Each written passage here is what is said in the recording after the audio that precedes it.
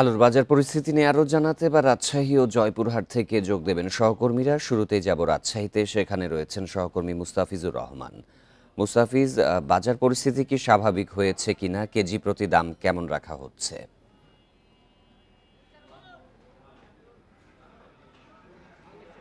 দেখুন, আলুর বাজার বেশ কিছুদিন থেকেই অস্থিতিশীল রয়েছে এবং এখন পর্যন্ত আমরা যতটুকু দেখেছি যে পাইকারি বাজারে আলু বিক্রি হচ্ছে ৪৪ থেকে ৪৫ টাকা কেজি দরে, কিন্তু খুচরো বাজারে সেটিকে বিক্রি হচ্ছে ৫০ টাকা কেজি দরে। এটি প্রায় এক মাস ধরে যদি বলা যেতে পারে যে এক মাস ধরে কিন্তু ঠিক একই দাম রয়েছে, অর্থাৎ ৫৫। এর আগে আমরা দেখেছিলাম মাস দুয়েক আগে যে ৫৫ টাকা কেজি আলু বিক্রি হচ্ছে, ৫৫ থেকে ৬০ টাকা, কিন্তু এখন বিক্রি হচ্ছে ৫০ টাকা এবং আলুর দাম ঠিক অপরিবর্তিত রয়েছে।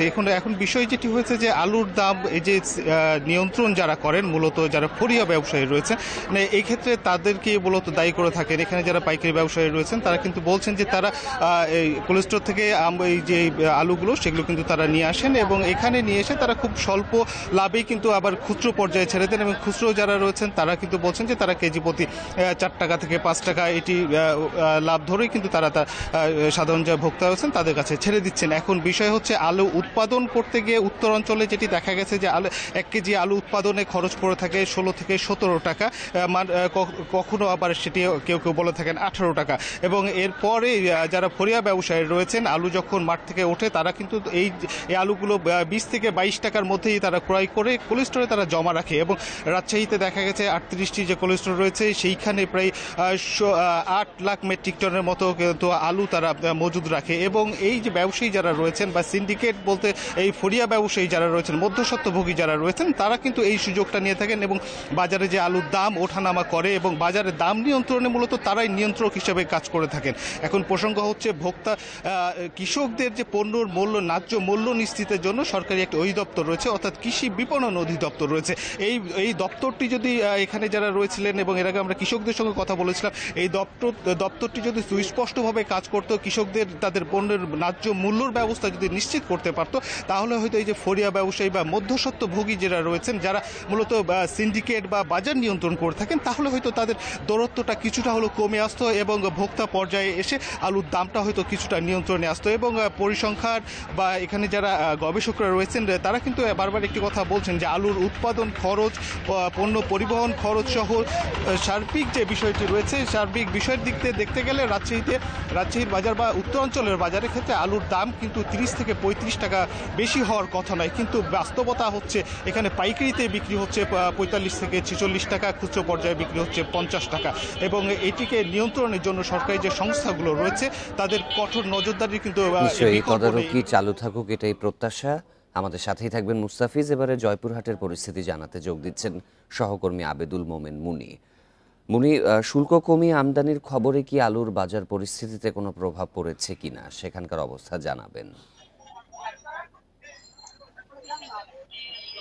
দেখুন, জয়পুরহাট আলু উৎপাদনে একটা শীর্ষস্থানীয় জেলার মধ্যে একটি। এই গত উৎপাদন মৌসুমে আলু উৎপাদন হয়েছিল এখানে প্রায় ৮.৫ লাখ মেট্রিক টন। এই ৮.৫ লাখ মেট্রিক টনের মধ্যে হিমাগারগুলিতে সংরক্ষণ করা হয়েছিল ১,৭৮,০০০ মেট্রিক টন আলু। এর মধ্যে এখন বর্তমানে অবশিষ্ট রয়েছে প্রায় ৪০ থেকে ৪২% আলু এখন পর্যন্ত সংরক্ষণ করা হয়েছে। এবং এর মধ্যে আপনি যেটা বলছিলেন যে আপনার শুল্কমুক্ত আলু আমদানির বিষয়টা যে বলছিলেন, এই শুল্কমুক্ত আলু আমদানির খবর শুনেই কিন্তু বিশেষ করে পাইকারি বাজারগুলো বসে সাধারণত হিমাগারগুলোতে যে পাইকারি বাজার বসে, এই বাজারগুলোতে কিন্তু তাৎক্ষণিকভাবে প্রভাব পড়েছিল। এবং যেখানে গত এক মাস আগে আলুর বাজার ছিল, দেশি আলু ছিল প্রায় ৫০ টাকা খুচরো বাজার, এবং আপনার স্টিক আলু, যেটা অ্যারোস্টিক বা স্টিক আলু বলা হয়, সেই আলুটি কিন্তু ছিল ৪৬ টাকা। সেখান থেকে কিন্তু দুই ধরনের আলুতে দাম কমে ৩ থেকে ৪ টাকা কিন্তু কমে তারা বিক্রি করছেন। কিন্তু পাইকারি বাজার, খুচরো বাজারে কিন্তু এর এখন পর্যন্ত প্রভাব পড়েনি। খুচরো বাজারে বিশেষ করে স্টিক আলু, যেটা লম্বা স্টিক আলু, সেটা বিক্রি হচ্ছে ৫০ টাকা থেকে ৫২ টাকা, এবং গুটি দেশি আলুটা বিক্রি হচ্ছে ৬০ টাকা কেজি ধরে। অর্থাৎ খুচরো বাজারে আগে গত এক মাস আগে যেটা ছিল এখনো সেই অবস্থায় রয়েছে, খুচরো বাজারে এর কোনো প্রভাব পড়েনি। তো এই প্রভাব না পড়ার কারণে যেটা আমরা জানতে পেরেছি যে সাধারণত মধ্যসুক্ত যে ভোগী আছে, অর্থাৎ খুচরো বাজারে মানে পাইকারি বাজার থেকে খুচরো বাজার পর্যন্ত যে যে ফারাক, যে মূল্যের যে তফাৎটা ছিল সেটা হলো 20 থেকে 22 টাকা। এই 20 থেকে 22 টাকা কিন্তু মধ্যস্বত্ব ভোগীদের পকেটে যাচ্ছে।